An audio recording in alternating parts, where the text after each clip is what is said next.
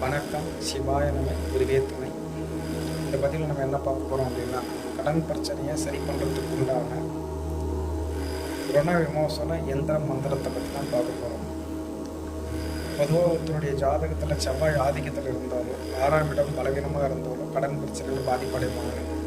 இந்த பிரச்சனையை சரி பண்ணுறதுக்கு உண்டான எந்திர மந்திர அமைப்பு தான் இந்த முறை.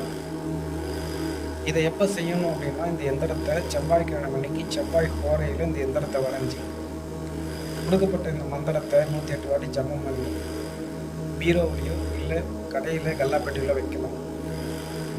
இந்த மந்திரத்தை செவ்வரளி அல்லது செம்பருத்தியை கொண்டு இந்த மந்திரத்தை உருவேற்றணும். செவ்வாய் கோரையிலே இதை பண்ணீங்க அப்படின்னா அதீத பலனை தரும். இதனால் ஏதாவது ஒரு வழியில் பணம் வந்து அந்த கடனை அடைக்கக்கூடிய சூழ்நிலை உருவாகும். பயன்படுத்தி பலனடைங்க. நன்றி, வணக்கம். சிவாய நம. குருவே துணை.